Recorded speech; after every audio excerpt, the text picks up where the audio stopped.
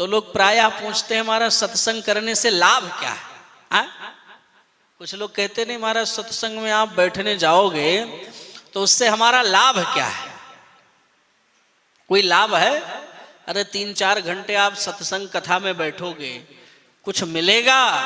बोले महाराज कुछ नहीं मिलेगा। बोले अगर कुछ नहीं मिलेगा तो क्या मिलेगा? बोले महाराज ना तो धन मिलेगा, 3 घंटे में कुछ इनकम होगी? बोले कुछ खास इनकम तो नहीं होगी महाराज, लेकिन इतना जरूर है। बोले क्या? बोले जीवन को जिया कैसे जाता है, हमें इस संसार में रहना कैसे, इस संसार में उठना कैसे, हमें बैठना कैसे है, लोगों के बीच में रहना कैसे है, ये सारी चीजें हमें सत्संग से प्राप्त होंगी। कभी कभी छोटी छोटी बातों को लेकर हम आपस में परिवार में ऐसे लड़ते हैं, ऐसे भिड़ते हैं कि उसमें कई लोग परेशान रहते हैं, यानी जीवन बोझ बन जाता है। बन जाता नहीं बन जाता, जीवन बोझ बन जाता है। लोग आपस में सोचते भगवान ने जिंदगी दी ही क्यों, ऐसी जिंदगी से तो बदतर हमें उठा ले। कभी कभी लोग ऐसा बोलते हैं। तो अब जीवन बोझ ना बने, इसके लिए हमें क्या करना चाहिए? जीवन हमारा सरल बने, इसके लिए हमें क्या करना चाहिए?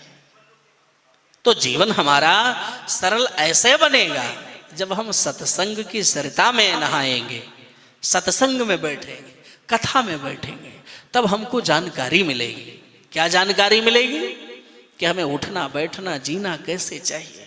तो ये जीवन हमारा बोझ नहीं बनेगा, हमें एक सहारा मिल जाएगा। जैसे रात्रि बहुत ज्यादा है, रात्रि बहुत है, अब इस घनघोर रात्रि में हमें कुछ दिखाई नहीं पड़ रहा है, मार्ग सूझ नहीं रहा है कि इस मार्ग से हम कैसे जाएं, भय भी लग रहा है, डर भी लग रहा है। तो अगर डर लग रहा है तो कैसे हमारा कल्याण होगा? बोले हम सत्संग रूपी टार्च, टार्च जानते नहीं जानते, सत्संग रूपी प्रकाश अगर मिल जाए, अगर हम कथा सुने होंगे, ये जीवन हमारा अंधेरे में चला गया होगा। और अगर हम सत्संग किए होंगे तो सत्संग रूपी टार्च के सहारे से हम अपनी नैया बड़ी सरलता और सहजता पूर्वक पार कर सकते हैं। कोई संदेह नहीं। अरे भाई बहुत अंधेरा है और हम उस अंधेरे में रास्ता नहीं सूझ रहा है, तो टार्च की आवश्यकता लगेगी ना, कि प्रकाश मिले, उजाला मिले, तब हम जाएं। तो अब हमें उजाला कैसे मिलेगा? हमें तो उजाला मिलेगा। अब हमारा जीवन अंधेरे में है, कुछ समझ में नहीं आ रहा क्या करूं। कोई सोच रहा अपने पति को कैसे समझाऊं, मेरा पति बड़ा ठीक नहीं है। कोई कह रहा मेरा बेटा बड़ा बावरा हो गया, पढ़ता लिखता नहीं, इसे कैसे समझाया जाए, और ये बात भी नहीं मानता है, इसे कैसे इसको ट्रीटमेंट दिया जाए। तो अब ट्रीटमेंट देने के लिए अगर आप क्रोध में आकर अपने पति या बेटे को समझाओ तो मानेगा? नहीं मानेगा। क्रोध नहीं, हम उसे कुछ ऐसे भगवत कार्य में प्रवेश करें, कुछ ऐसा उपाय करें ताकि हमारा पति या बेटा बड़ी सहजता और सरलता पूर्वक भगवान के चरणों से जुड़ जाए। और जब भगवान के चरणों से जुड़ जाएगा तो निश्चित रूप से कोई परेशानी नहीं होगी और भगवान की कृपा हो जाएगी। तो सत्संग से यही फायदा है। जैसे अज्ञान हेतु कृत मोह मदांधकारम ना संविधाय हि तदो दयते विवेका।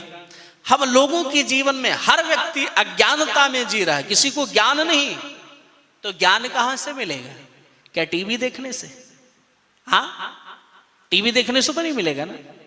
और अथवा अगर हम देखें कि टीवी देखने से ज्ञान नहीं मिलेगा तो क्या न्यूज़पेपर पढ़ने से रूपेश जी ज्ञान मिलेगा? प्रातः काल सो करके उठो और पेपर लेकर बैठ जाओ, तो पेपर में क्या रहता है? आज यवतमाल रोड पर भयंकर एक्सीडेंट हुआ, इसमें 4 मरे। आज नागपुर में एक ट्रक एक रोड रोलर से टकराया, यही सब तो मिलता है। अब सुबह सुबह ये सब सुन करके आपका मूड वैसे खराब हो गया, इसलिए हमें सुबह सुबह पेपर और टीवी नहीं ऑन करना चाहिए। हमें प्रातःकाल स्नान करके भगवान के मंदिर में जाना चाहिए और रामायण अथवा गीता खोल करके पढ़ना चाहिए ताकि हमें कुछ ज्ञान मिले। और जब वो ज्ञान आपको मिलेगा तो निश्चित रूप से जब वहां से आप निकलोगे किसी कार्य के लिए, रामायण अथवा गीता का पाठ करके भगवान को पूजन अर्चन करके निकलोगे, तो किस कार्य में जाओगे आपको सफलता प्राप्त होगी। तो ये ज्ञान हमें कहां से मिलेगा? पेपर से नहीं, हमें गीता से मिलेगा, हमें रामायण से मिलेगा, हमें भागवत से मिलेगा। इसलिए हमें गीता रामायण भागवत के शरण लेना चाहिए। हर घर में गीता रामायण भागवत होना चाहिए, हर घर में होना चाहिए। अब आप बताइए, क्या आपके घर में गीता है? जोर से बोलो हाँ या ना। है? पढ़ते भी हो? कभी कभी पढ़ते हो ना? झूठ मत बोलना। ना ना, दूर दूर तक कोई रिश्ता नहीं है, जरूर, लेकिन पढ़ते नहीं। एक लोग कह रहे थे कि हम अपने पापा को बहुत मानते हैं, अपने पिताजी को हम बहुत मानते हैं, पापा को बहुत मानते हैं, पर पापा की एक नहीं मानते। तो ऐसे पापा को मानने से क्या फायदा? अरे पापा को कम मानो, लेकिन पापा की हर बात मानो। गीता को घर में रखो, तो रखने से क्या मतलब? गीता का पठन पाठन करो, रामायण का रोज पठन पाठन करो। और मैं गारंटी देता हूं, अगर आप अपने घर में रोज रामायण के 4 दोहा पढ़ो, तो निश्चित रूप से आपके घर की सारी परेशानी दूर हो जाएंगी। हमारे आने वाले जो बच्चे होंगे वो भी बड़े संस्कारी होंगे, उनको मालूम होगा राम के आने का कारण क्या था, कृष्ण के जन्म लेने का कारण क्या था, राम ने रावण को क्यों मारा। अभी तक आपके बच्चों से पूछा जाए राम ने रावण को क्यों मारा, कुछ नहीं, उनकी पत्नी को उन्होंने चुरा लिया जिससे उन्होंने मार दिया, और क्या, यही जानते हैं। ये बताना पड़ेगा कि राम ने जो रावण को मारा, इसका अभिप्राय क्या है, राम के अवतार लेने का अभिप्राय क्या है। ये सब हम तब बता पाएंगे जब कुछ हम पढ़ेंगे, बच्चों को पढ़ाएंगे। अब राम जी का जन्म काय लिए हुआ? राम जी का जन्म हुआ, लेकिन सारी दुनिया को उन्होंने उपदेश दिया कि प्रातः काल उठ करके माता पिता के चरणों में प्रणाम करना चाहिए। आपके बेटे आपको प्रणाम करते? कभी नहीं करते।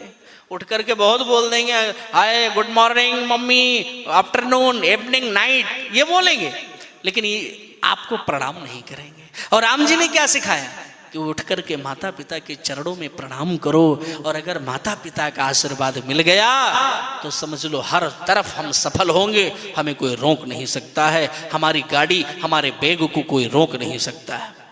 और राम जी ने प्रणाम करके हमें बताया कि अगर मनुष्य हो तो प्रातः काल माता पिता को प्रणाम करो। मैं नहीं कह रहा हूं, रामायण कह रहा है कि प्रातः काल उठी कह रघुनाथा, मात पिता गुर ना वही माथा। ये रामायण में लिखा है कि प्रातः काल राम जी उठ करके और अपने माता पिता को क्या करते थे? गुड मॉर्निंग बोलते थे। क्या करते थे? क्या आयुष जी? प्रणाम करते थे। आप करते हो? गलत बात। कल से प्रणाम प्रारंभ।